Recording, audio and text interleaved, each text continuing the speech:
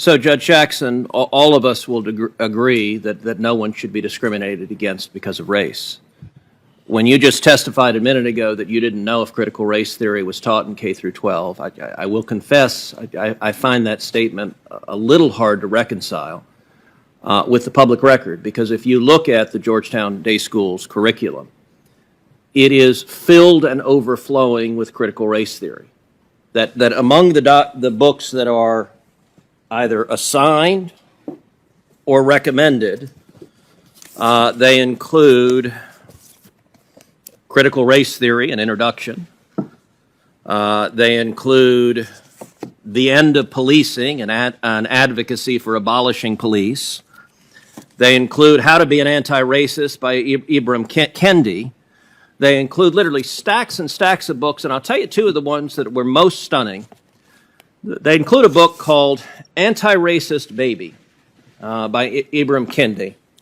And there are portions of this book that I find really quite remarkable. One portion of the book says babies are taught to be racist or anti-racist. There is no neutrality. Another portion of the book, they recommend to babies confess when being racist. Now, this is a book that is taught at Georgetown Day School to students in pre-K through second grade, so 4 through 7 years old. Do you agree with this book that is being taught with kids that babies are racist?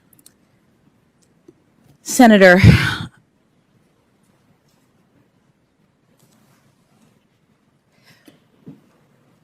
I do not believe that any child should be made to feel as though they are racist, or though they are not valued, or though they are less than, that they are victims, that they are oppressors. I don't believe in any of that. But what I will say is that when you asked me whether or not this was taught in schools, critical race theory, my understanding is that critical race theory as an academic theory is taught in law schools, and to the extent that you were asking the question, I understood you to be addressing public schools. Georgetown Day School, just like the religious school that Justice Barrett was on the board of, is a private school. Okay, so you agree critical race theory is taught at Georgetown Day School? I don't know, because the board is not, the board does not control the curriculum. The board does not focus on that. That's not what we do as board members, so I'm actually not sure. Well, and I'll note that the board is chaired by Professor Fairfax, your college roommate who introduced you yesterday, so the two of you serve on the board together. Another book that is on the summer reading for 3rd through 5th grade is a book called Stamped for Kids, again by Ibram Kendi. I read the entirety of the book, and I will say it is an astonishing book. On page 33, it asks the question, can we send white people back to Europe? That's on 33. That's what's being given to 8 and 9 years old. It also, on page 115, says the idea that we should pretend not to see racism is connected to the idea that we should pretend not to see color. It's called color blindness. Skipping ahead, here's what's wrong with this. It's ridiculous. Skin color is something we all absolutely see. Skipping ahead, so to pretend not to see color is pretty convenient if you don't actually want to stamp out racism in the first place. Now, what this book argues for is the exact opposite of what Dr. King spoke about on the floor of the Lincoln Memorial. And are you comfortable with these ideas being taught to children as young as 4 in respect to the first book, as young as 8 and 9 in respect to the second book? Senator, I have not reviewed any of those books, any of those ideas. They don't come up in my work as a judge, which I'm respectfully here to address. In my work as a judge, which is evidenced from my near decade on the bench. Okay, good. Then let's go back to your work as a judge.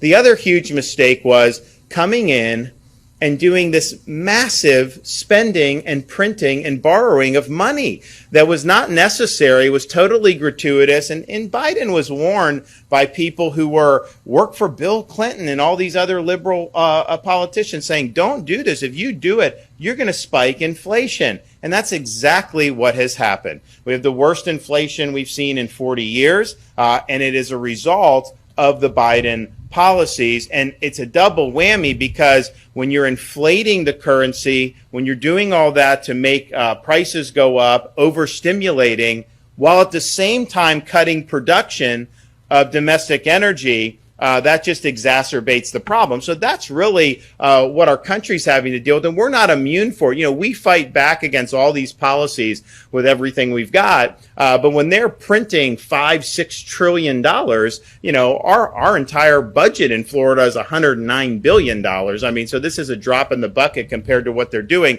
but it's causing huge problems for families all across our country. People on fixed income, you say Social Security has this big increase. That is not enough to keep up with the costs of everything. They say 8% increase, but the groceries are twice that much in terms of what they're going up. So give me a break on all this. It's been harmful for people. It is hurting business. It's hurting individuals. It's hurting seniors. It's hurting families. So what we're doing in Florida with the next go-around with the legislature is we're going to try to provide more relief for people. And the way I view it is, okay, obviously in the state, we can't control the Fed and all this other stuff that they're doing in Congress, but I can look to see how can I be helpful in working with the legislature to provide relief for people who are getting pinched by the Biden inflation. And when you have big inflation, things get more expensive. People can make choices on doing certain things. You may cut back on entertainment. You may cut back on some other, but there's certain things you have to do. So one of the things you have to do is you got to go to work. And so we are going to reduce by 50% all tolls in Florida for all of our commuters who use it every day.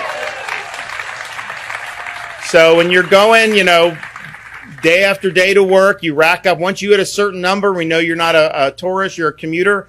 They're just going to rebate you half the prices of the tolls on your SunPass or all these other things. It's going to be a big deal, particularly in Central Florida, because I know there's a lot of them. But, you know, we have some people that will do hundreds of dollars a month in tolls because they're driving around. And so this will save people, certainly commuters, hundreds of dollars, but some people will be over $1,000 of savings in those tolls. The other thing that you have to do is kind of one of the things I mentioned earlier, like you got to take care of your kids, particularly the babies.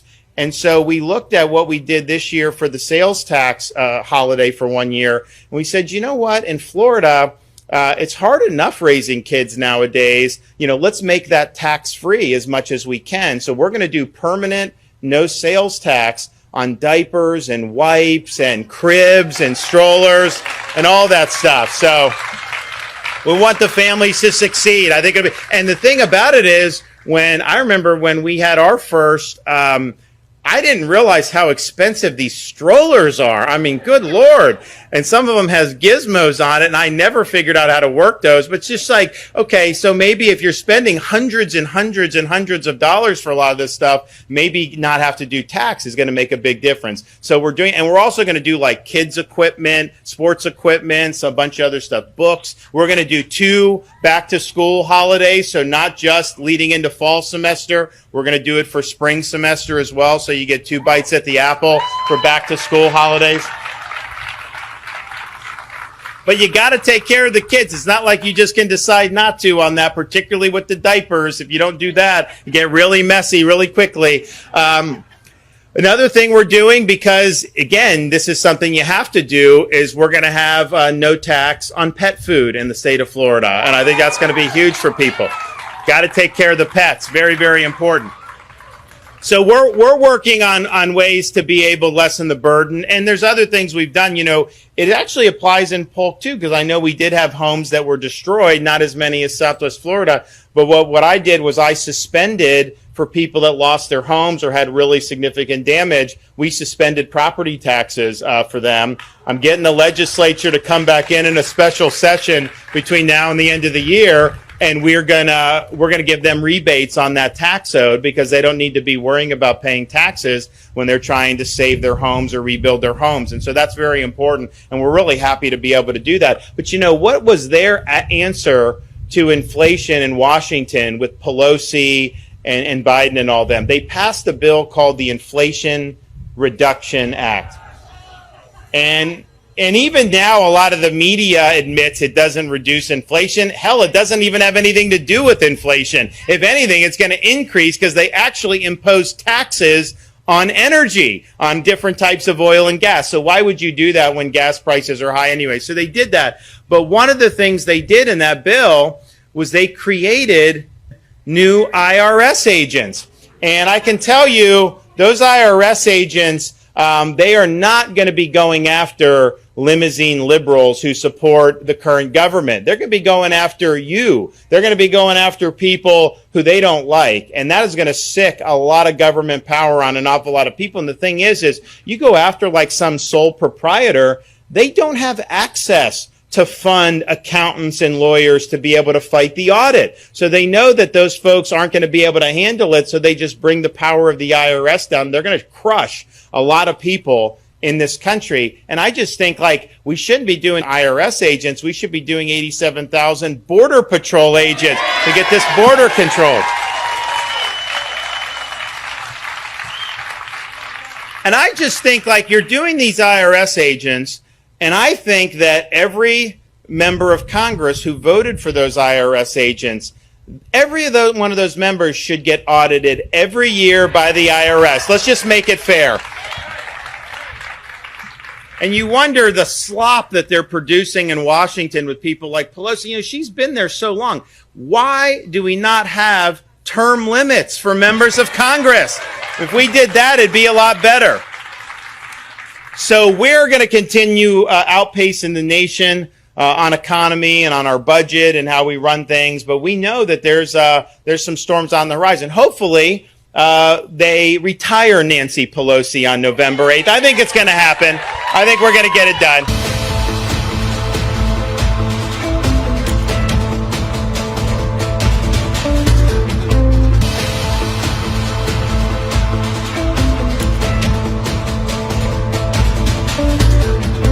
Mr. Gates. The will of the American people also elected Donald Trump to be the president of the United States in the 2016 election, and there's one party that can't seem to get over it. Now, we understand the fact that in 2018 you took the House of Representatives, and we haven't spent our time during your tenure in power trying to remove the Speaker of the House, trying to delegitimize your ability to govern. Frankly, we'd love to govern with you. We'd love to pass USMCA. We'd love to put out a helping hand to our seniors and lower prescription drug prices. It's the will of the people you ignore when you continue down this terrible road of impeachment. Professor Gerhardt, you gave money to Barack Obama, right? My family did, yes. 4 times? That sounds about right. Yes. Mr. Chairman, I have a series of unanimous consent requests relating to Professor Feldman's work. The first, Noah Feldman, Trump's wiretap tweets raise risk of impeachment. The gentleman will suspend. My time. We'll take that time off. Has the gentleman submitted? Have we seen those that material? We can provide it to you, as is typical for unanimous. And we'll consider the unanimous consent request later after we review Very the well. material. Very well. Thank you. The gentleman may continue. Thank you, Mr. Chairman. Mr. Feldman wrote articles entitled, "Trump's Wiretap Tweets Raise Risk of Impeachment." He then wrote, "Mar-a-Lago ad belongs in impeachment file." And then Mr. Jake Flanagan wrote in Quartz, "A Harvard law professor thinks Trump could be impeached over fake news accusations." My question, Professor Feldman, is, since you seem to believe that the basis for impeachment is even broader than the basis that my Democrat colleagues have laid forward, do you believe you're outside of the political mainstream on the question of impeachment? I believe that impeachment is warranted whenever the president abuses his power for personal benefit or to corrupt the democratic process. Did you write an article entitled, "It's hard to take impeachment seriously now"? Yes, I did write that And in that article, did you write, hold on, I'm limited on time, sir. I wrote Did you that write, article. since the like let me answer 2018 the question, midterm sir? election, House Democrats have made it painfully clear that discussing impeachment is primarily or even exclusively a tool to weaken President Trump's chances in 2020. Did you write those words? Until this call in July 25th, I was an impeachment skeptic. The Very call well. changed my mind, sir, and for Thank good you. I reason. appreciate your testimony. Professor Carlin, you gave $2,000, or you gave $1,000 to Elizabeth Warren, right? I believe so. You gave $1,200 bucks to Barack Obama, I have no reason to question that. and you gave $2,000 to Hillary Clinton. That's correct. Why so much more for Hillary than the other two?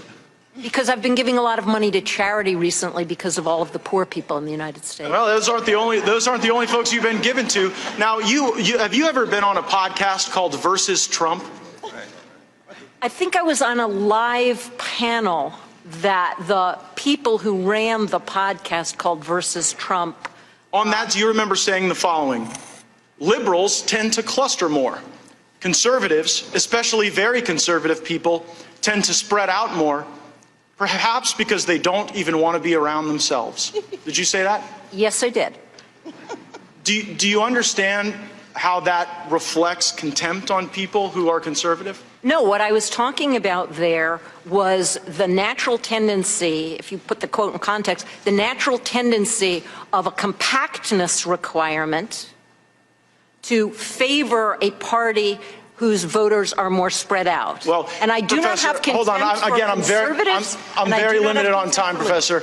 And so I just have to say, when you talk about how liberals want to be around each other and cluster, and conservatives don't want to be around each other, and so they have to spread out, it makes people, you may not see this from, like the ivory towers of your law school, but it makes actual people in this country when feel the like, president excuse calls me, you don't get to interrupt me on this time. Now, let me also suggest that when you invoke the president's son's name here, when you try to make a little joke out of referencing Barron Trump, that does not lend credibility to your argument. It makes you look mean. It makes you look like you're attacking someone's family, the minor child of the President of the United States. So let's see if we can get into the facts. To all of the witnesses, if you have personal knowledge of a single material fact in the Schiff report, please raise your hand. And let the record reflect no personal knowledge of a single fact. And you know what? That continues on the tradition that we saw from Madam Schiff, where Ambassador Taylor could not identify an impeachable offense. Mr. Kent never met with the president. Fiona Hill never heard the president reference anything regarding military aid. Mr. Hale was unaware of any nefarious activity with aid. Colonel Vindman even rejected the new Democrat talking point that bribery was invoked here. Ambassador Volker denied that there was a quid pro quo, and Mr. Morrison said there was nothing wrong on the call. The only direct evidence came from Gordon Sondland, who spoke to the President of the United States, and the President said, "I want nothing. No quid pro quo." And you know what? If wiretapping a political opponent's an impeachable offense, I look forward to reading that Inspector General's report, because maybe it's a different president we should be impeaching. Gentleman's time is expired.